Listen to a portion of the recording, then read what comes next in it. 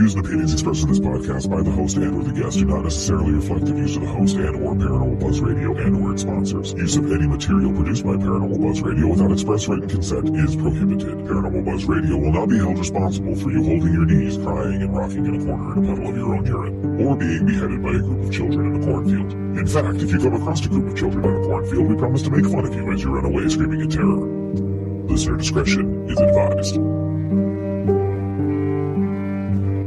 Welcome, everybody, to The Grave Report with your hosts, Sandy and Russ Wells, from American Ghost Hunters, SJ and Russ Wells.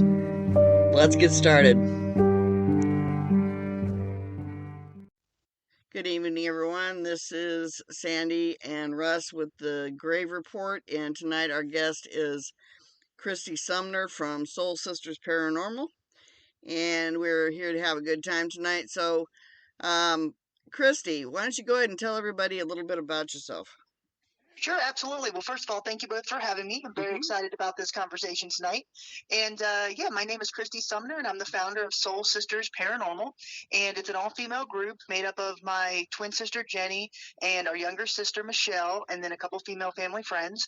And we actually started in the paranormal as a girls' trip.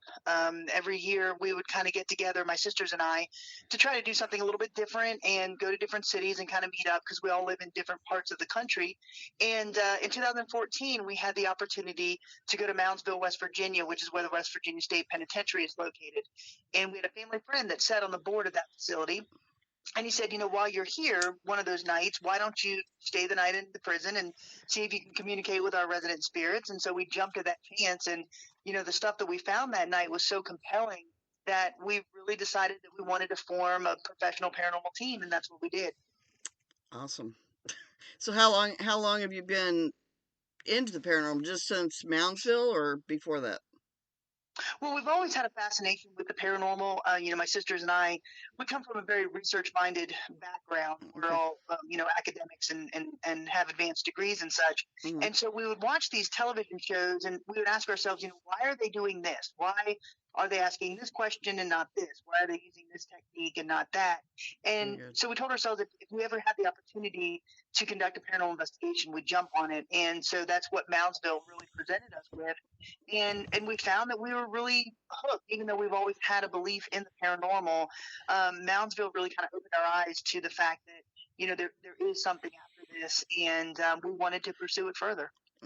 Well, that's good. That's, and there's just so many different ways people get into the paranormal. And I think we told you a little bit about that, about our situation when we got into it. And it wasn't something, it's not like we didn't have paranormal experiences before, because I'm a medium. Russ is sensitive too. Yeah. And so as kids, growing up, we had our own paranormal experiences. But, when you get that first actual interaction or communication and you catch your first EVP or something, then it's like the fish hook in the mouth and you're hooked.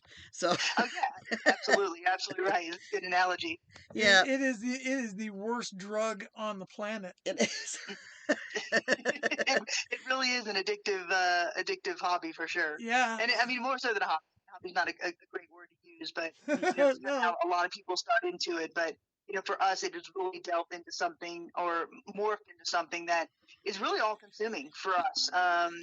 As well as for Miranda from Ghost Biker Exploration. Yes. She and I actually started a business because of the paranormal. So it really is something that if you get into it and you really stick with it, it does become all-consuming. Yeah, it does. And I'm sure that you've probably been to the Paracons on the East Coast and things like that.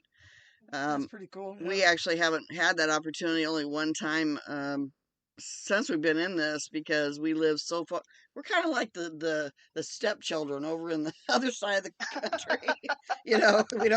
They don't have those kind of things here, which I'm planning on. Yeah, we're in the event. Other Washington you hear about. Yeah. Well, and that's a great point, Sandra. You really do need to start your own. If there isn't one available, then jump on. Mm-hmm. Yeah, there is one here. It's the Port Gamble Ghost Conference, which we actually spoke at when we went there, but there isn't any one in the area around here that kind of represents the hauntings that we have in Seattle and that kind of thing, so yeah, it's been on my mind for a while. just just haven't had the time to do it yet. The West Coast has really got some very interesting history here. I mean, Yeah, I'm more of the Montana mindset, the old West, ghost towns, that Virginia. kind of thing. There's a what was it that? Oh God, Virginia City. Yeah, Oh, Yes. yeah. oh my Lord. Well, see, what people don't realize is there's a Virginia City in Nevada because we've Yeah, been there, Correct. and there's a Virginia City in Montana. Montana. Yep. Yep, and well, we've oh my actually been God, to both of them. yeah, we've been to both of them. So, okay, so But see, for me, I'll just let you know right now, I'm a history junkie. oh, he is. I'm So am I terrible. actually. But the ghosts are just they're if you run into some for me I'm looking at the history of it and I'm in awe of what I'm walking into in the timeline and everything. And the ghosts are just a bonus, Yeah, and you Mhm. get to help them. yeah, Oh yeah, absolutely.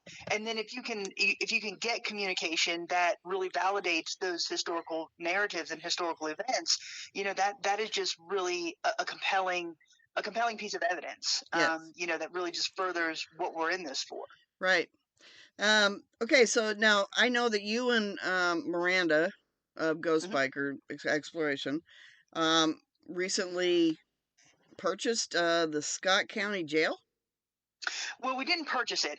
We've actually leased it from the town of Huntsville, Mm-hmm. and yes, so we did start this business last year in September of Oh wow. 2021, and it's been a fascinating journey so far. I mean, Mm-hmm. aside from the paranormal perspective, I mean, we really had to delve into what it took to run a business, and I think the fact that we're both very strong in our professional backgrounds. Mm-hmm.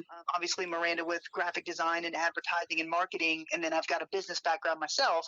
It was a really, it was a great business relationship, to tell you the truth. Yeah. And the fact that we have the paranormal background as well, we were really able to come in and have a very robust business plan that included both a very accurate historical museum Mm, as well as a paranormal research center. And nice. so that really allowed us to show the town of Huntsville that, we will be good stewards of this facility if you allow us to do this. And it also allowed paranormal investigators to see that we know what we're talking about as well. Yes. And by that, I mean, we've got it set up to where it really accommodates paranormal investigators at night, but also the general public for day tours during the day. That's not. That's nice. That's Oh nice. well, hey, okay. Now this sounds really cool, and like I told you, I'm a history freak. So can you hmm give me a brief background on it and how I can check it out, online and stuff? Sure. So the jail was built in 1904. It is the oldest building in Scott County. It's built of sandstone, big sandstone bricks, which are 4 feet by 6 feet by 5 feet. And it was built to really hold about 30 inmates in 1904. It had 2 stories.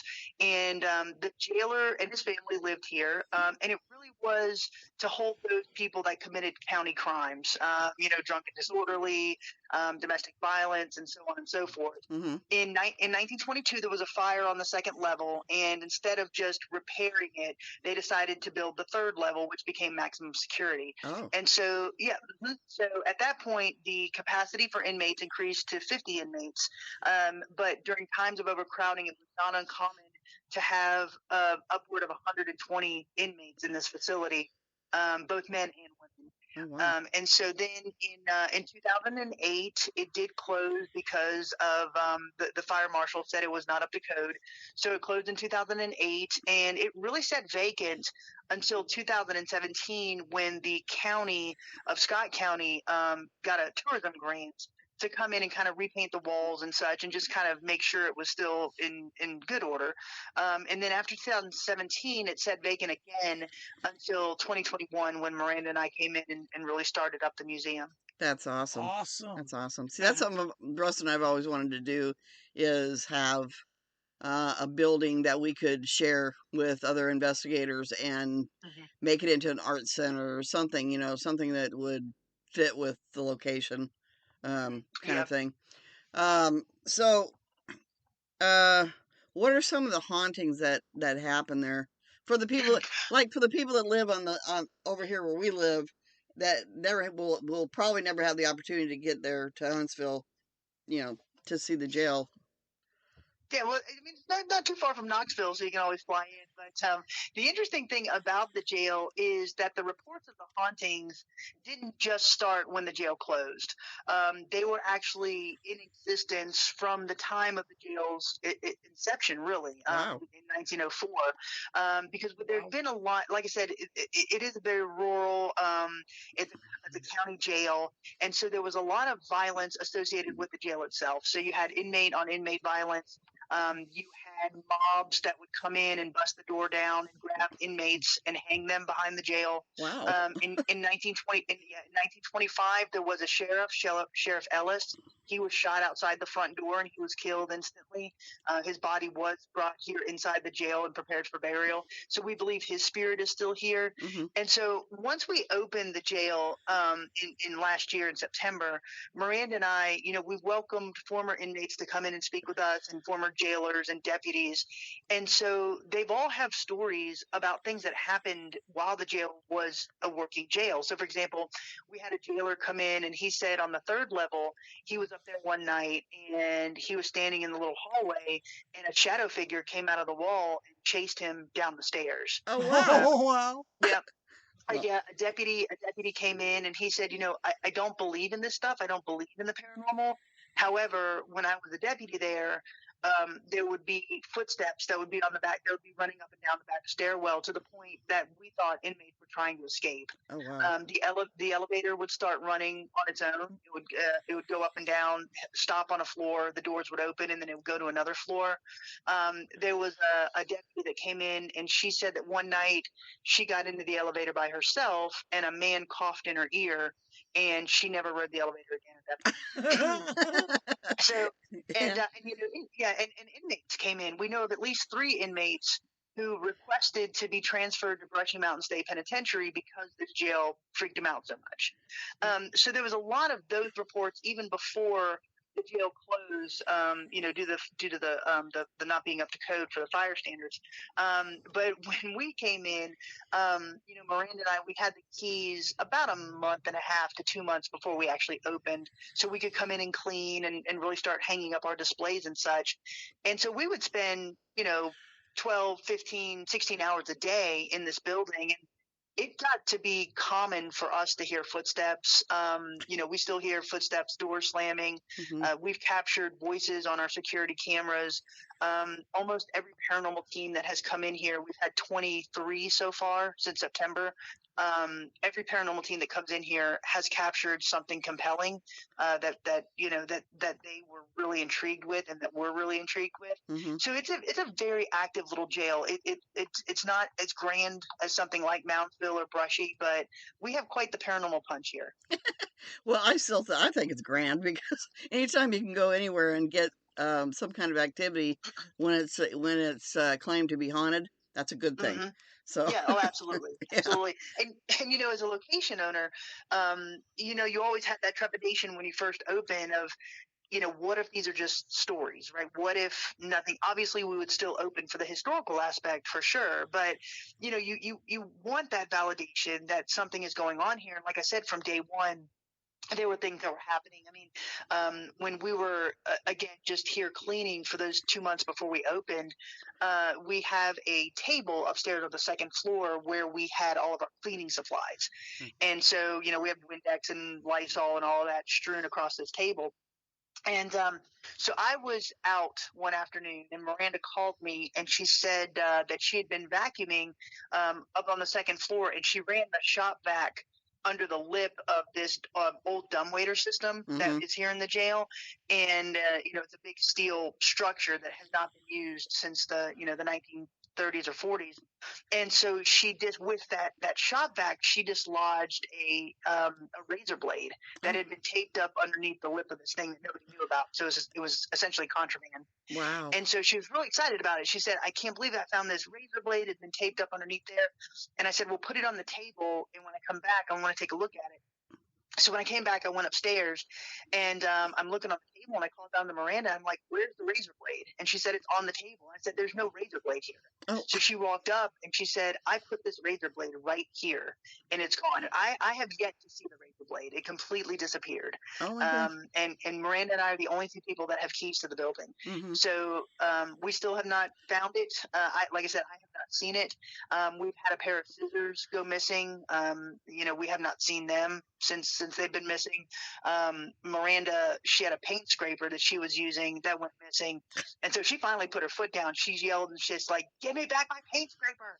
And so the next day we went up onto the third floor and we found the paint scraper sitting on the floor, and that is not where she was using it. She was using it on the second floor. Oh So wow. we have things like that happen here, and it's almost like the spirits, they really want to communicate. They really want us to know that they're here, but we've never felt anything malicious or mean. They're really just kind of comical spirits. Yeah. Yeah. Well, and it's awesome that you guys are that you can work with them, because they enjoy that area. They're not there by chance.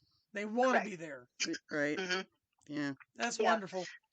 Yeah. So we've had a lot of cool things happen. Nice. That's awesome. Yeah.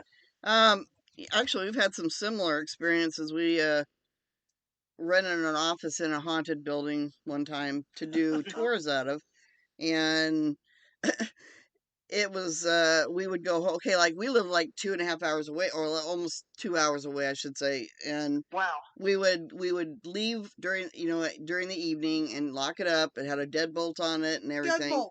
Yeah, and we would get home. Emphasize that one. We'd get home, and the manager would have to go upstairs to get cash or whatever.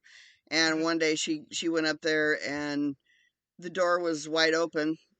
And, Wow. and this is after we had left that day, and The deadbolt was all the way extended, the whole 9 yards. Yeah. It just opened. it was just open. Wow. And she called us, said, "You guys are gonna have to come back because otherwise the door's gonna be unlocked." And so we had to drive 2 hours back to lock the Wow. doors again. And Russ had been And then doing. repairs. He had a screwdriver and a hammer laying on on the chair that we had in the office. And when we came back that day, it was under the couch, or the futon we had in there. It was Wow. under there, and the door being open and everything. So yeah, The stuff would move around, and yeah, it was Yeah. weird. I mean, those ghosts That's knew awesome. we were there and why we That's were there. kind of You know. awesome. Yeah. So Mhm. anyway, so now I know that your team has done several locations, obviously. I know you've done Brushy Mountain, and I think I seen something, you guys are going to the USS Carolina here soon. We are. Yep, we're going to the USS North Carolina. Jenny and I will be there this coming Sunday. So April the 3rd, we'll be Mhm. having our investigation there that night. And so we're very excited about that. It's yeah. it's one of those things we've been wanting to do a battleship for a while, and this thought there was a opportunity just battleship. kind of presented itself. So here we go. Yeah, actually, and we did one in California. What was that? What's the name of that ship that we did? Oh, It's a very famous one. I can't think of the name of it. It's an aircraft carrier. It's an aircraft carrier. Anyway, it's retired, and it's the USS Hornet. yeah, the USS Oh Hornet. yeah, Yeah. that'd be fantastic. Oh Yeah. my God, it was an incredible experience, let me tell you. But anyway, as a paranormal investigator, we all have our own personal experiences, that are outside the expectations of what we normally experience. Mhm. Yeah. So, have you ever had any of that type of experience where you know what the normal things you're going to experience happens, but you find out that you're getting something more than what you normally experience, and like it's over the top. It's something that you've never experienced before. Have you ever had those kind of experiences? Well, the interesting thing about what we do is each of those locations do present that opportunity to Mhm. have something different happen. And so I can say that the places that we've gone to, aside from the amazing historical narratives of each of those locations, they've all presented us with something that was different.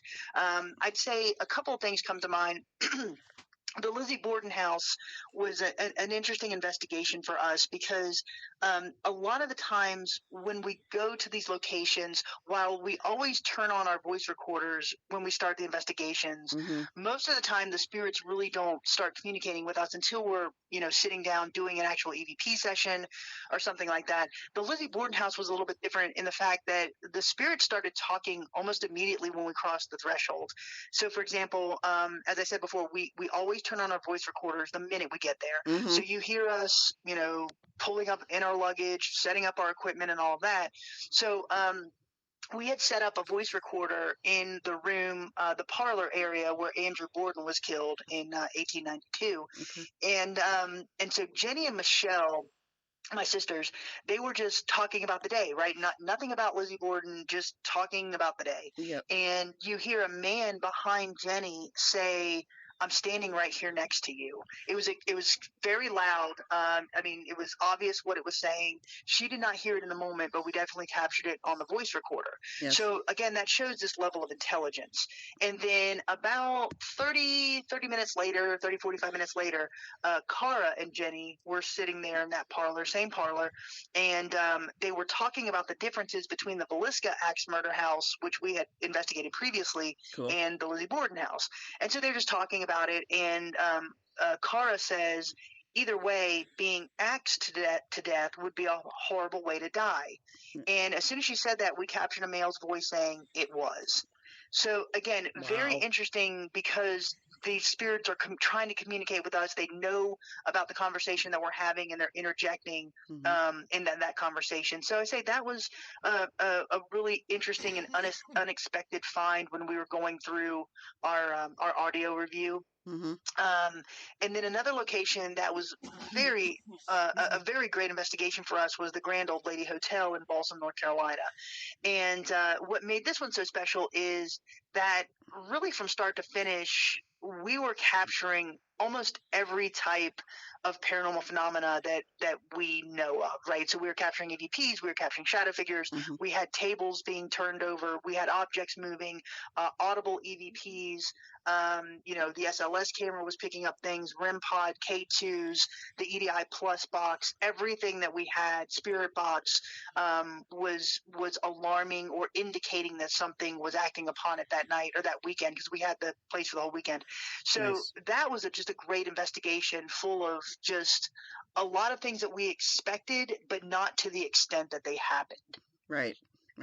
That's interesting, the comparison between the Velasca house and the place you were at, because the way that the people were murdered was, very similar, Correct. So that's pretty interesting. Correct. So hang on a second, I'm trying to read my note here. Okay, have you done any kind of experiments that are different than what you've heard, that were different than what you had heard of before, like creating a new type of new type of experiment that was outside of what you normally knew of? Typically for us, we do try the traditionally accepted methods of theories and experiments, such as the Estes method and stuff. One of the things that I'm kind of proud of, well, actually two, is we really try to design our trigger items to coincide with the historical narrative of the location and the spirits we're attempting to speak with. Right. And by that, I mean, we really research these locations beforehand, and then we customize trigger items or trigger objects to take with us to go to these locations. So, for example, the second time we went to the West Virginia State Penitentiary, there's a spirit by the name of Red Snyder that is said to inhabit West Virginia. And he was a really bad guy. He was in that prison for murder. He was the leader of the Aryan Brotherhood. Anybody in the prison who he wanted killed was killed. So just a nasty guy. And they kept him pretty much in solitary confinement. And so, but he had two vices in life. The first one was tobacco, and the second one was watching Days of Our Lives. And so every day they'd wheel a television in front of his cell, He'd watch the episode of Days of Our Lives, and they'd wheel the television away. So what we did is we actually downloaded an episode of Days of Our Lives onto the laptop, and we put it in the cell. And I said, Red, this is for you. We're going to hit play on this, and we're going to walk away, go to another cell block, and let you enjoy this episode of Days of Our Lives. And nobody had ever done that before. And so we left it play. We walked away. We came back about 2 hours later, and when we walked in, I had set the laptop to only have about an hour of battery life. Mm-hmm. So the laptop was dead, and so the only thing in the cell at that point was our voice recorder. And so we walked in, and I said, did you see all the stuff that we left for you? And we captured a very audible yes. And then we were doing a K2 session, and we had 2 K2 meters, and we were getting interesting responses that we believe Red was contributing to. Mm-hmm. And so at the end of that session, I said, we're going to go, but thank you. Thank you for communicating with us. And from behind me, a male's voice said, no, thank you. And it was in that tone as well. It was like, no, thank you. Mm-hmm. Like, thank you for acknowledging what I liked and giving that to me. And that's why I communicated with you. Yeah, so we're really big on customizing those trigger items. And then another thing that we did that I thought was kind of interesting, that I had never seen before, we went to the Ma Barker house in Central Florida, and we were the very first team to investigate that location. Oh, nice. And so we investigated over 2 nights. The first night was actually the anniversary of the shootout between Ma and Fred Barker, 2 members of the Barker Carbis gang, Mm-hmm. and members of the FBI. And so that shootout culminated in the death of Ma and Fred Barker in that house. So I wanted to investigate on the anniversary. So it was the 83rd anniversary of the shootout, and we had complete control of the house. So we know that there was no environmental factors acting upon that house. Right. So we put in voice recorders and stationary night vision video cameras and some trigger items and such. And I pre-recorded questions on a voice recorder. I did it for about 30 minutes, just asking questions. And so when during that investigation, what we did was we left all that stuff stationary, Mm-hmm. and we left. We locked the house and we left for the night. But when we left, I hit play on that voice recorder and allowed the questions to be asked, even though we weren't there. So, during the evidence review and stuff, you can hear me asking these questions, but we're not in the house. Uh-huh. And so the interesting thing is we were having responses to those questions, even though we weren't there. That's cool. So that was something that we tried that I had never seen done before, and it actually had some interesting results. Mm-hmm. Mm-hmm. Yeah, we've done that where we've set up when we were using our DVR system, we're set up static cams all over the location, especially if it's a huge location, and that way it's still recording and doing some kind of interaction with the spirits, even if we're not there. But that was like pre-audio. That's brilliant. Yeah, that's really good. So well, thank you. Yeah. Because my intent behind that was I wanted to see if we could capture both residual and intelligent, even though we weren't there. So because it was the anniversary of the shootout, I felt that the house just kind of needed to be by itself, if that makes sense. Mm-hmm. And let us just kind of record and see what happens on the anniversary of that event. And so the things that we captured, like I said, were pretty incredible. We captured some light anomalies. And let me just back up a second. Yep. The Ma Barker house, it sits on about 40 acres of vacant property. There's no power to it, no water to it. Mm-hmm. You need a 4-wheel drive vehicle to get back to it. Wow. So we know that there was absolutely nothing that acted upon this house that night. Mm-hmm. And but we were capturing we were capturing light anomalies. We were capturing some audible voices. We heard what sounded like a door being shut and a chair being drug across the hardwood. And one of the most interesting things that we captured, again, this was all on stationary stuff and we weren't there, but the shootout happened. It started at about 5:30 in the morning on January 16, 1935. Mm-hmm. And when we went back and listened to our audio, around that same time, in the room where Ma and Fred's body were found, the voice recorder picked up 2 EVPs. The first one said, Freddie. The next one said, yeah, Ma. And the first one said, get ready. Oh, and so I think that was residual. I Yes. think that's what they actually said right before the shootout happened 83 years prior.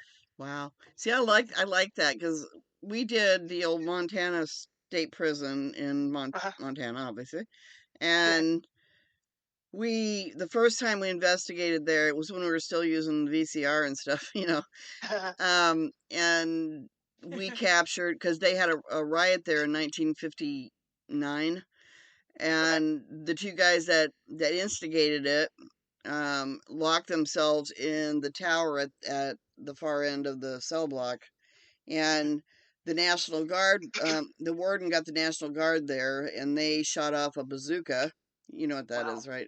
It's a, Yep. yeah. Yeah. Yeah. And we heard the sound of that bazooka going off On Oh, EVP. wow. Yeah. on an EVP, which was wow, wow. We were like, That's holy moly. awesome. Yeah.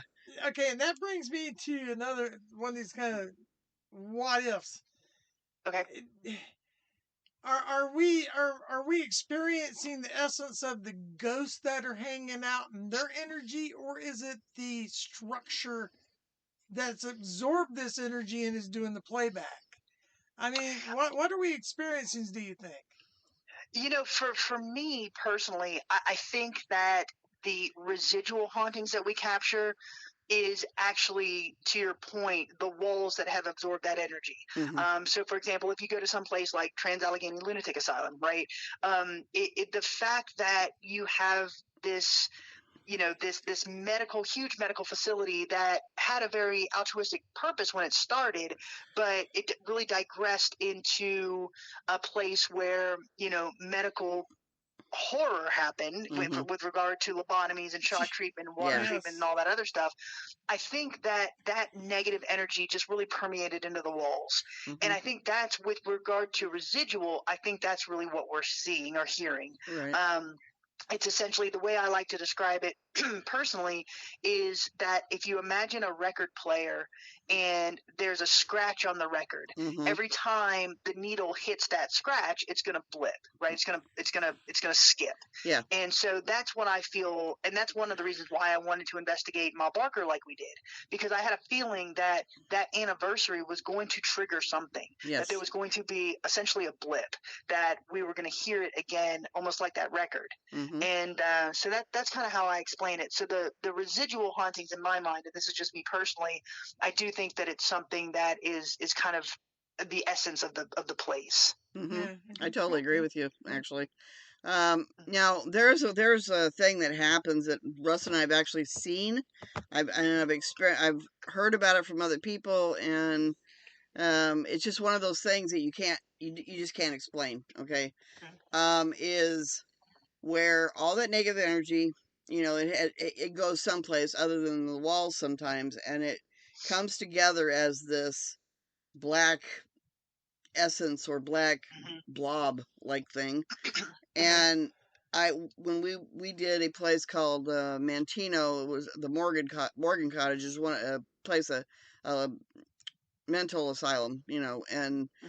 this one building was extremely haunted, and I walked into this doorway. It was the one of the old bathtub areas, Hmm. and I saw this black oozy looking shadowy thing, Wow. but it looked more solid than it did shadowy, and it Okay. was kind of going up this brick wall. And then I called Russ, and he came, and he saw it too. And at that time, It was pouring. it was pouring over the top of the wall. Wow. And I've actually seen that more than once, so I know it's something. It's something that we Hmm. really haven't. A lot of us haven't discovered yet. But Like I say, you know, can you imagine the negativity and the pain, and I don't know how much Hmm. joy would be in a place like that, but Right. man, that bottled up over the years, mm-hmm, and what mm-hmm, that Hmm. can manifest. yeah, Yeah, absolutely. I think Brushy Mountain State Penitentiary has something a little bit similar. For us, when we go into a location and somebody either tells us that that's present, or we start to feel something like that, that's not what we're looking for. So we essentially just give it its space. Yeah, And by that, I mean, so for example, at Brushy, that type of entity is said to inhabit the auditorium. uh-huh, And so we went in and we set up a voice recorder, we set up a video camera, and we said, this is your space.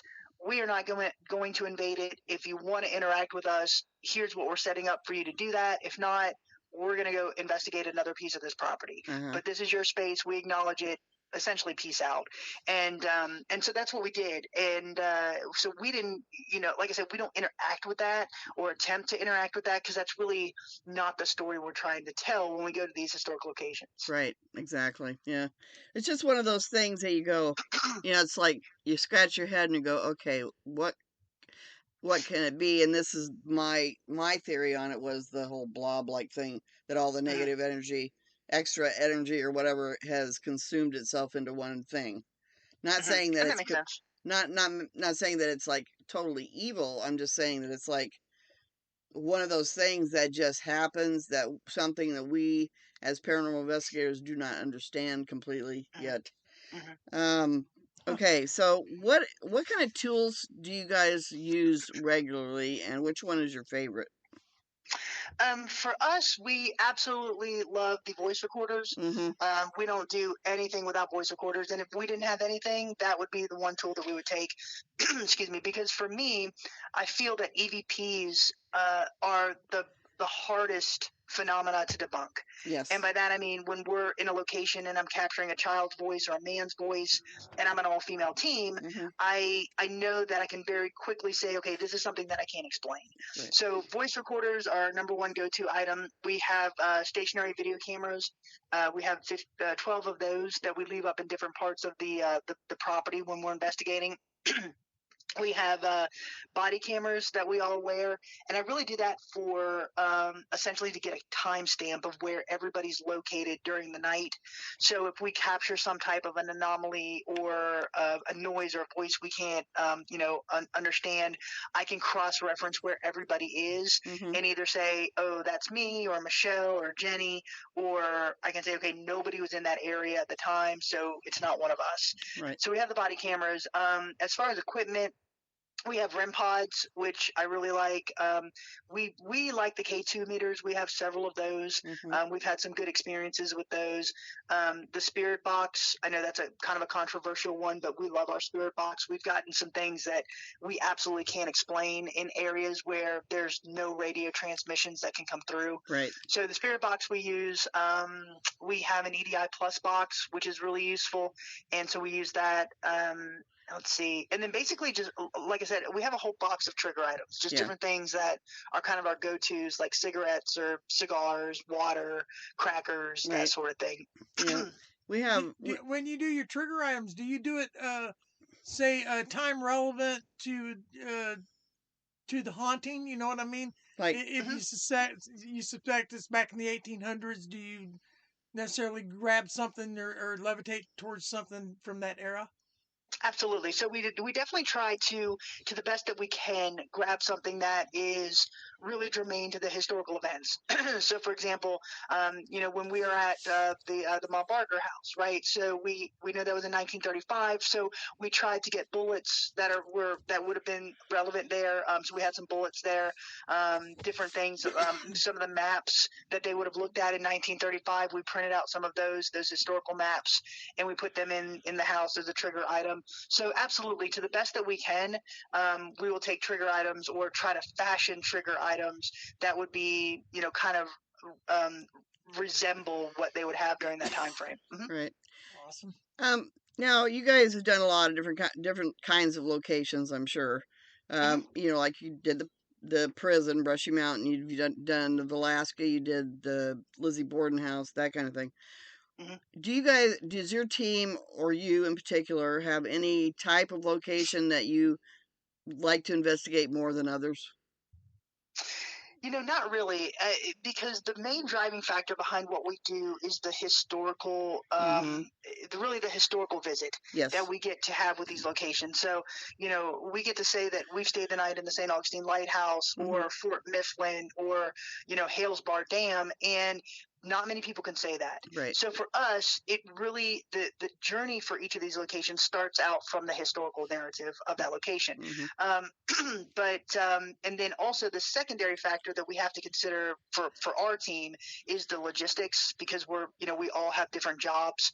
So it really does play a role into the places that we can go to and pick. But I really enjoy going to prisons and penitentiaries. I love the jail that we're in here right now, the historic Scott County Jail. Because those hauntings really run the gamut, right? So you could be talking to an inmate who was a drug dealer, or a woman who was in here for a prostitute or something like that. Right. So it really there's more of an opportunity to communicate with different types of spirits. So for example, like the Lizzie Borden house, when we went, we were pretty confident that we were communicating with Andrew Borden at one point. Okay. And so I'm not that I'm saying that it's just relegated to that historical event, but for the most part it is. But like in Brushy Mountain State Penitentiary or the West Virginia State Penitentiary, the longevity of that location, as well as the background of the people that have gone in there, it runs the gamut. So you have different types of hauntings, which I really enjoy. Right. Yeah, and from the different layers of time. Yeah. Exactly. Yeah. Exactly. And that's Russ, you just summed it up in one sentence. Yes, Thank you. exactly. I told you I'm a history junkie. Yeah, he is. It takes me 5 paragraphs, but Russ says it in a sentence. Well, it is. It's from all the years ago. It's all relative to time. I mean, it is. You know, I don't want to go Dr. Spock. So. Now, some of the places that we're kind of on the same page, because some of the places that we really enjoy investigating is the asylums, and the connection, and all the people that were there. Yeah. Because you have that opportunity to communicate with various types of, spirits. Exactly. Also, we love going to ghost towns. It's one of our favorite things. And that's awesome. Yeah. And my biggest claim to fame, we were coming back from Florida one time, or coming to Washington from Florida, I should say. And I took one of my more famous shortcuts that added another 150 miles to our trip. Yeah. And we wound up going right through Lincoln, New Mexico. Lincoln, New Mexico, where Billy the Kid had his shootout, and through. So we got to explore the Lincoln. That's awesome. Lincoln County Courthouse, and where you got to see where the bullet hole in the wall where he shot the deputies to escape, and awesome. It's a very cool place. We want to go back. We haven't had the opportunity yet. We've tried, but every time we go there, it's either closed or whatever. That's where I kind of enjoy that thing where I'm talking about. You're walking when you're walking through these areas. You can only imagine what happened there. Yeah, and I mean, it's just it's mind blowing. Yeah, I love it. Yeah, it's crazy. But that was a really incredible little. We didn't even know it was there. Yeah, honestly, that's awesome. Into it. Yeah, and we were meant to be there. That's the way I look at it. So absolutely. But yeah, like asylums and prisons and taverns. I mean, taverns had a lot of violence in them. And absolutely. And the bordellos. We love to do the brothels and things like that, because obviously a lot of people came through there. Correct. Yeah. A lot of happy thoughts. We did this one place in Montana called the Dumas Brothel, and it ran over 100 years in history. It was the last known legal brothel in the United States. And just like yourself, even back then, whenever I walked around or I was doing anything, I had my audio going. Yes. And we're just kind of walking around, and you can hear in the background. I had to there was storm damage from snow that collapsed part of the stairway in this building, so I had to do some kind of sketchy climbing to get up to where I was. This was in my younger day, but when I was walking around, you could hear the guys down below talking to the owner, Rudy. He's passed away now, been some time, but you can hear them talking, and I'm walking around these rooms. Out of the blue, you can hear eek, eek, eek. It was the daggum springs on the bed. Yeah, that's crazy. That's awesome. Yeah, that's when they had the metal frame or metal mattresses. Unexpected PvP when you're reviewing. You know what I mean? Yeah, that's awesome. See, those are the kind of things like we did the Oxford Saloon one time, and a friend of ours. It was a team of us went in and we were exploring it. We were getting ready to leave, and we were asking the lady who had the keys, do you know how to shut these lights off? Because we didn't want to leave them on, obviously. And so we started coming out, and one of the ladies that was with us captured an EVP. Said, "EVP of a lady singing, Turn out the turn lights. out the lights," Yeah. Wow. which I thought was really cool. Yeah. I thought, That is fantastic. yeah, you don't hear them sing much, so that was It's pretty cool. stuff like that that just hooks you so hard. Yeah, and people Yeah, go, "Oh, it why?" does. Well, I don't believe in ghosts. Well, and then we invite them to come along. Oh, I can't do Yeah. that. I said, well, why are you scared? No, I'm not scared. No, no, no. Yeah, sure. But okay. So what was? Oh, what is a okay? What are some of the places? What's like on your bucket list that you would like to do in your tenure as a paranormal investigator? Well, I would love to get out west, obviously. There's some places there. I used to live in Colorado for a few years, so there's some places in Colorado that I'd like to Mm-hmm. get back to. I'd love to do the Queen Mary out in California. Yep. That's on my bucket list. There's just so many interesting and historic places, even small places that a lot of people don't even know about. Yes. I'd like to get to those to really tell their historical narratives in kind of what we do. Mm-hmm. I would love to go international. The Leap Castle in Ireland is definitely on our bucket list. Yes. And then the Monte Cristo Plantation in Australia is wow. another place that I'd like to go. My sister and I actually toured that as tourists in 2000, but we didn't do it as investigators. So Right. I'd love to get back there if we ever had the opportunity to investigate that location. But that would really, be... any place that has a very cool historical story that we can share with our audience, and then couple that with a cool investigation. Right. Yeah, I mean, some of the places that I would like to go, since I haven't done it yet, I haven't got to the East Coast much. I would like to go to any of the battlefields. Because, and not just Gettysburg, because Gettysburg has been investigated to death, Yeah. and we know it's haunted. I like to go to the ones that we don't know if they're haunted. And we went to one when we were in Florida called the Dade Battlefield, and did capture several EVPs there. So, and we had no clue if it was haunted. We just wanted to go there, mostly for the history kind of stuff.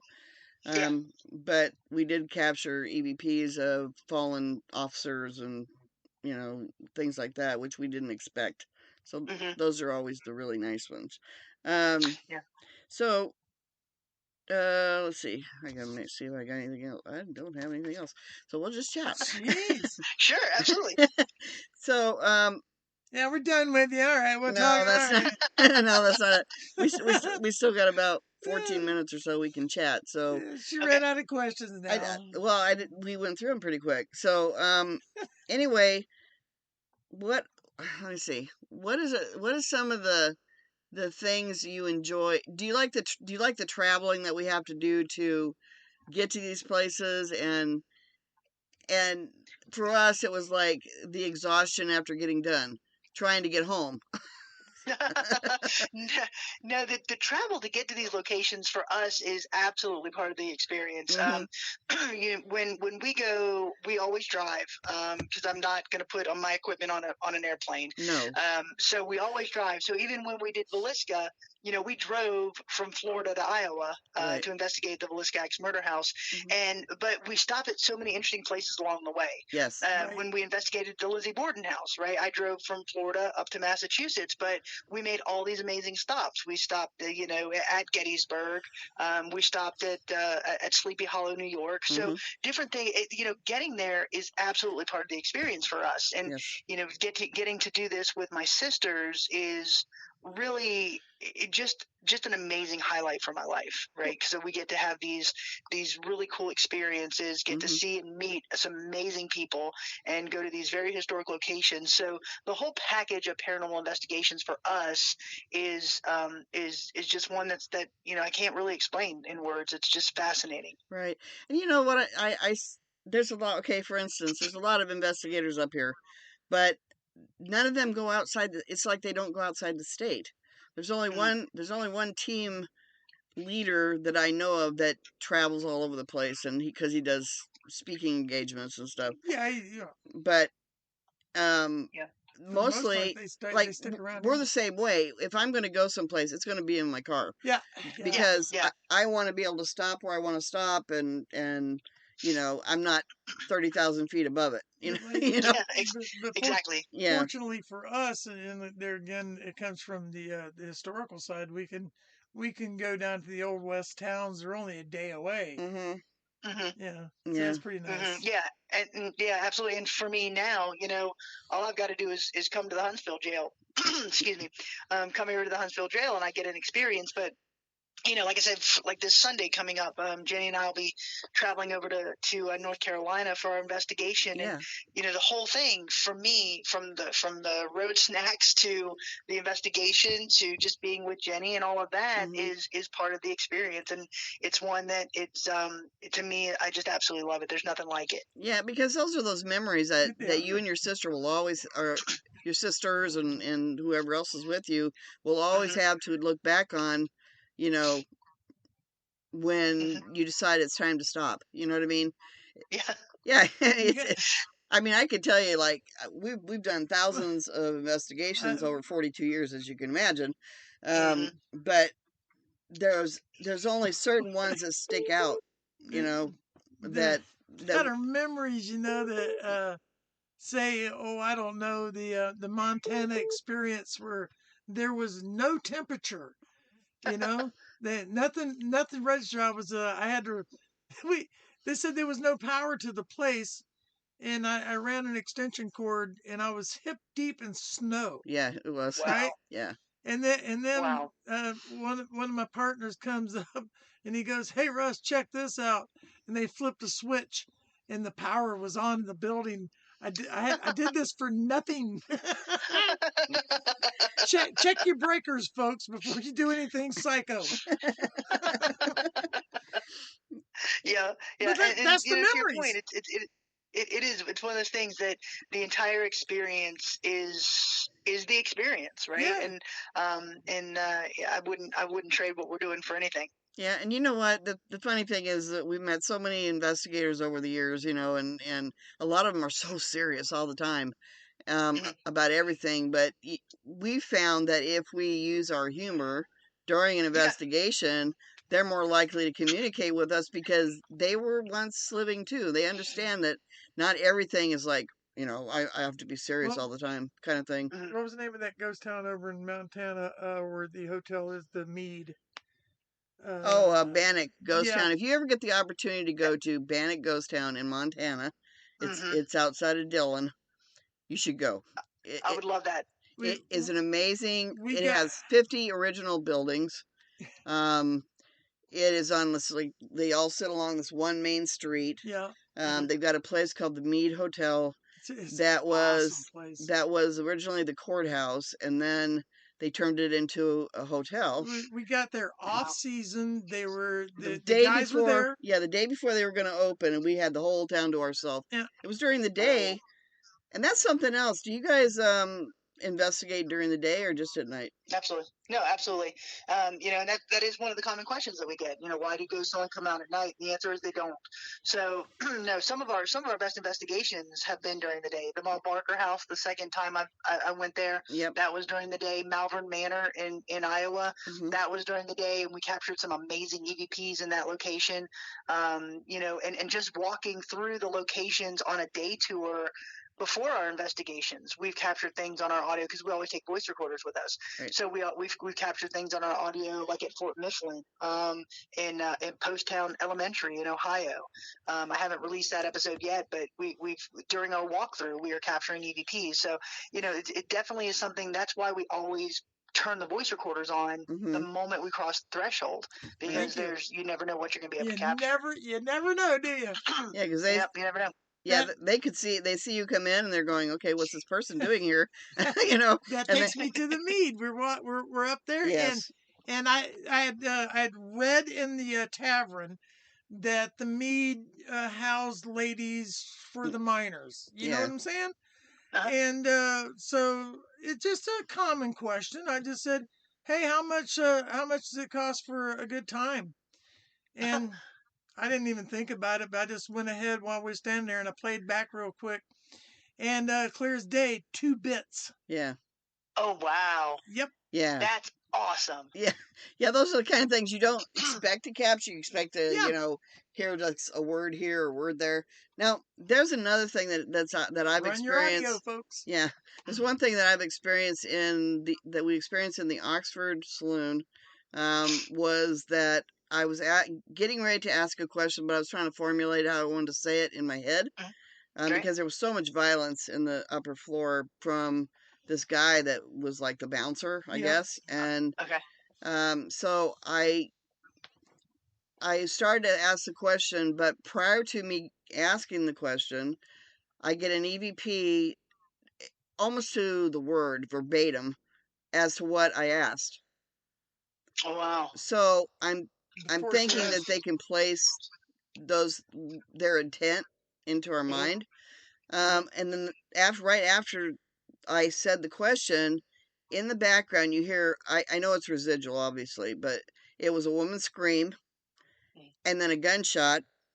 Wow. And then the man calling her really nasty names. Wow. And it was pretty it was violent. intense. That's awesome. And we had problems with the keys trying to open the doors up there. There's like 6 rooms up there. And so every time I'd go to put the key in the lock, they'd fall out of my hand. Whoa. And That sounds amazing. yeah, and then I was like, damn, I can't hold on to these keys, And so I handed them over to Russ, and by that time we were at the 3rd room. We did open the doors, obviously, but the 3rd room, I handed the keys to Russ, and he tried to open the door, and the keys dropped out of his hand. Yeah. And then That's crazy. And then we get this EVP from this man. I dropped the damn keys. I dropped the damn keys to my rooms. Was it almost like somebody was pulling them, or you just couldn't like handle them? I couldn't handle. I'd go to put it in the lock, and they'd fall right out of my hand, like somebody had slapped my hand and knocked them out. Oh, They just kind wow. of hit your hands and knock them out. Yeah. You feel, Okay. yeah, it was weird. And that same place, we got the most incredible EVP we've ever gotten. It was a man kind of laughing in kind of a really that dude. creepy way, and then he Oh. says, "I am the one," because I think weird. I was saying something about, I wonder who that is that we're communicating with, or something like that, and then we got that.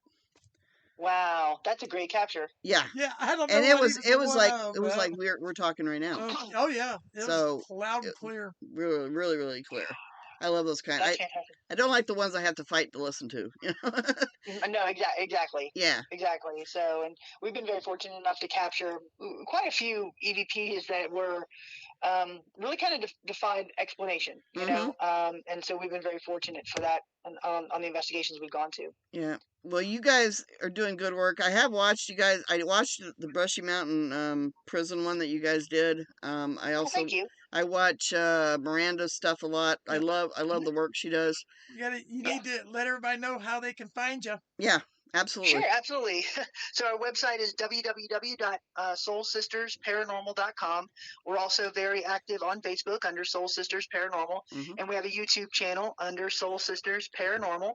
And if you'd like to know anything about the historic Scott County Jail, you can go to www.historicscottcojail.com or visit the Historic Scott County Jail Facebook page.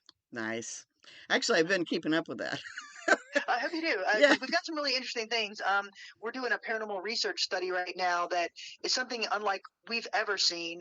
We had a detective who worked here in the jail, and he had an item related to a murder, and we don't know what the item is. He's the only person who knows what this is. So he put it in a container, and he sealed it up.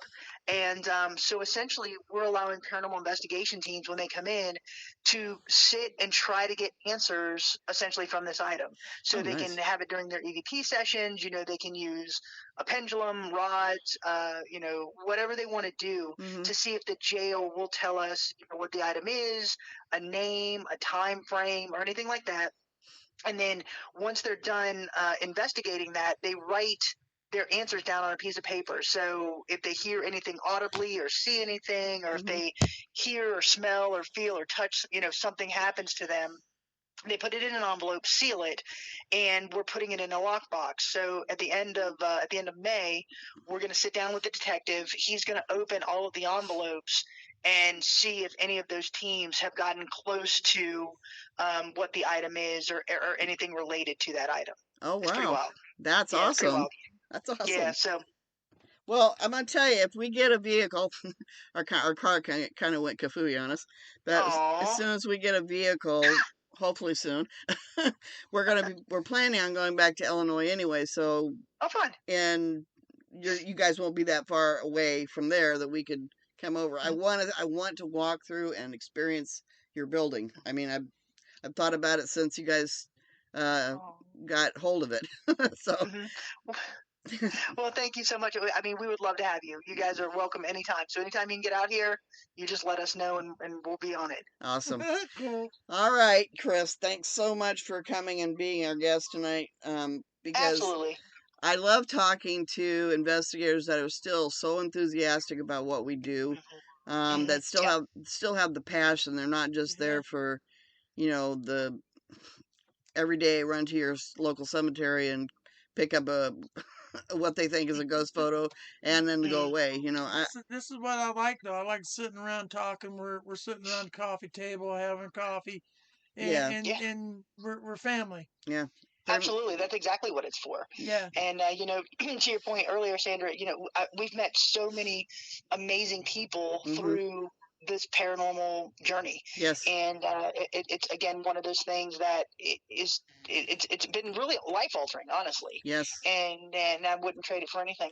Well, it's because we can learn so much from each other because we don't all experience the same thing. That's obvious. Sure. So that's where the paranormal community needs to get to again.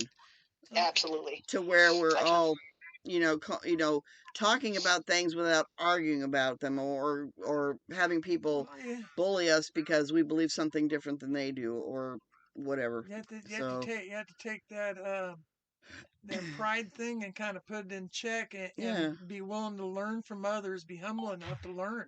Yeah. Yeah, absolutely. You're absolutely right. Yeah. Absolutely. Now, if we could get the kids interested in history as much as we are, we'd be doing great. Yeah, that's what we're trying to do here, like through our day tours. Yes. You got my vote. Well, tell your sister hello from us, and when you see Miranda, tell her we said hello. Yep. I will definitely do it. Y'all have a great evening. Okay. Thanks. Thanks. Bye. Bye-bye. Awesome. Okay, so we had a great guest on tonight, and we hope you guys were listening. And great show. Yeah, a great show. Kris is awesome. So we will be back next Wednesday. This show will be airing next Wednesday, and then the following week we will have a special. We can go for 2 hours. I mean, we can start talking. I don't want to shut up. Yeah, that's the thing about the paranormal. If you're really into it, like Russ and I, and like Kris and Miranda and most everybody that we know, Dan, Marsha. Yeah, it's a passion for us that we want to learn more, and we want to be able to interact with these spirits that, we might only be able to do once in a lifetime. So, we're asking that any of you young folks out there that are just now getting into the paranormal, please, contact the people that have been doing this for a while and let them listen and learn. Yeah, listen and learn. Yeah, exactly, Russ. So anyway, you guys have a great evening, and we will, like I said, be back, this will be airing next week, and then the following week we're going to have a special one for you because we're going to go do something this weekend. So anyway, you guys have a great night. Say a word. You ain't no, you're not going to get it out. So. Okay, bye, guys.